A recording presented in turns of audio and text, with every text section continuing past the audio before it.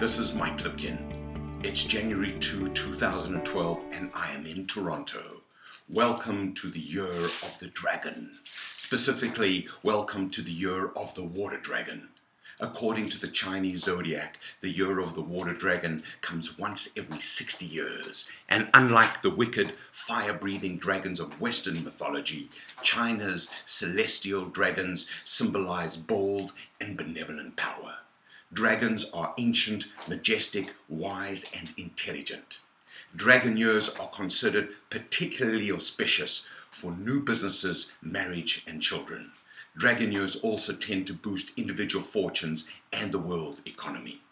Of all the dragon years, the 2012 Water Dragon Year is most likely to bestow the Chinese 5 blessings of harmony, virtue, riches, fulfillment, and longevity, adding even more weight to my belief that 2012 will be about breakthroughs, not disasters. From dragons to babies, here's how yesterday's New York Times sees the year ahead. I just got here, but I know trouble when I see it. Believe it or not, though, both sources predict better times ahead for 2012. But better doesn't mean easier. It simply means better than 2011. It means our crises were so great last year that we will apply our learning in 2012. It's certainly not going to be a time for crybabies. It's going to be a time for water dragons. Last year, I coached clients in Africa, Asia, the Middle East, Europe, and the Americas. The common denominator of winners is that they all saw themselves in emerging markets irrespective of their geography.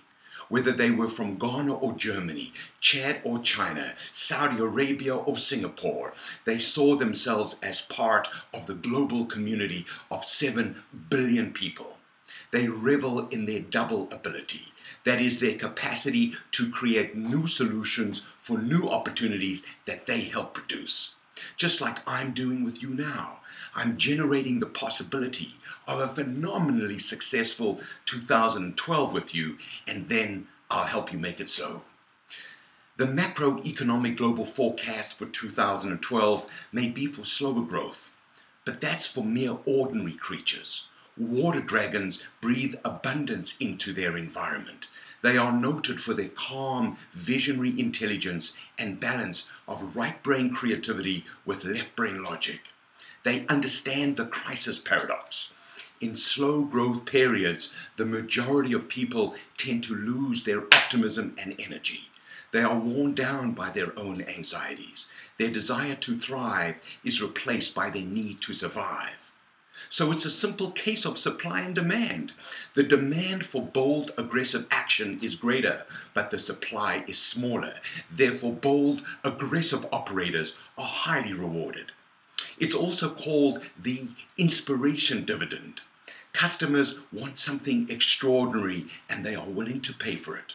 Whether it's the finely sung words of Feist or the magical prose of Haruki Murakami, or the snug warmth of Canada Goose, or the functional beauty of Apple, or the satisfying taste of Johnny Walker Black, or the reassuring thoroughness of my accountant and physician, water dragons do whatever it takes to enhance their impact and enrich their communities. They are the reasons why 2012 will be the end of the old world and the beginning of a brave new one. Are you one of them? So here are Lipkin's 7 moves of the water dragon for a breakthrough 2012. 1. Exercise care. Crises will come at you fast and frequently. So breathe, think, focus, prepare all the time by getting better all the time. We cannot predict the crisis, but we can predict a superior result with superior training. Be patient when patience is called for. Act urgently when it's urgent, and have the wisdom to know when to do what. But when you are in doubt, act. Inertia isn't your friend. There is no such thing as the status quo. Everything is moving all the time. Life is a long march. It's exhausting, exasperating, and exhilarating in equal measure. Fatigue makes us stupid. No one is at their best when they are redlining. When you are out of gas, you are out of the game. 2012 is an Olympic year, so train like an Olympic athlete. Own the podium. Go for your gold. Take ultimate care of yourself so you can take care of everyone else. This is the first step because it's the step upon which all others depend. If you don't take this step, nothing else is sustainable. 2. Be comfortable with tension and ambiguity. 2012 will be a year of opposites that will continually pull at each other. Hope and despair, enthusiasm and resignation, big and small, escape and engagement, interdependence and self-reliance, caution and courage. Success depends on our ability to hold two opposites in our minds at the same time and still perform powerfully. So find your center, sustain your balance, live through your imbalances, keep coming back to your core. And how do you find your core? Mindful experience. Dial up your awareness. Use every event to sharpen your mental blade. There is no should. There is only it is or it isn't. So accept the way it is or it isn't and make it the way you want it to be. 3.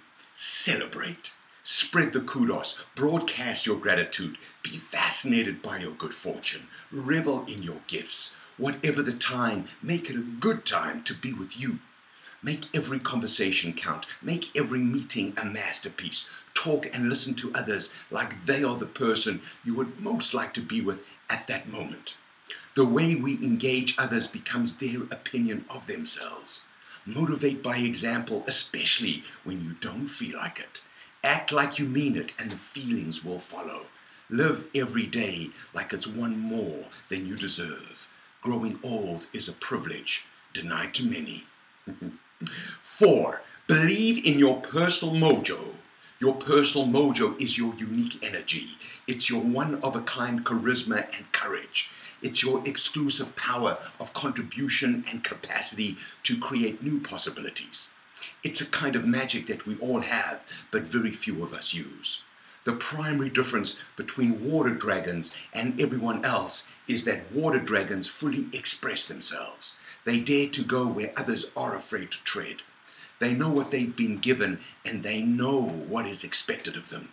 So whether they are an Olympic athlete like Michael Phelps or Usain Bolt, or a legendary actress like Meryl Streep or Glenn Close, or an iconic performer like Oprah or Lady Gaga, or an internet mogul like Mark Zuckerberg or Larry Page, they continuously explore and experiment with their limits. To quote the late, great Steve Jobs, those who are crazy enough to believe they can change the world usually do. 5. Make big promises and keep them whatever it takes. If we make big promises, we excite others and we stretch ourselves. By keeping them, we delight others and we develop ourselves. Sometimes we need to make promises we don't know how to keep. Then we need to find a way to keep them, and there is always a way. Today's limits are tomorrow's springboards. Like any discipline, the more we practice making big promises and keeping them, the more masterful we become. First, it becomes a way of thought, then it becomes a way of life. What's more, with every follow-through we train others to expect us to deliver with our next promise. It's a virtuous cycle. Their expectations become self-fulfilling. They believe in us, we believe in ourselves, and together our partnership creates remarkable results. 6. Keep talking and listening. Nothing happens until somebody speaks. We are the composites of our communication. The more people to whom we talk, the greater our influence. Water dragons live to listen and share. They develop their social networks any which way they can, online and in person. They meet, tweet, and call. They proactively reach out to people different to themselves. They open themselves up. They are connectors. They develop a reputation for adding value. First they educate, then they profit. And finally, number 7, still your mind. These words are not the only sounds in your head. They are part of your mental cacophony or chorus depending on your mood. You may not even remember these words a few seconds from now. Ambiguity and uncertainty are deafening. We are all a mind beat away from pandemonium. Success is a function of the silence we can create around our focus. So turn down the chatter. Schedule quiet time. Make it a ritual. Pay yourself the time first, at least 1/7 of your waking hours. We cannot cope with attention unless we are relaxed. So that's it from me. Be a water dragon. May the flow be with you. May the current always be at your back. And may you ride the wave of your dreams in 2012.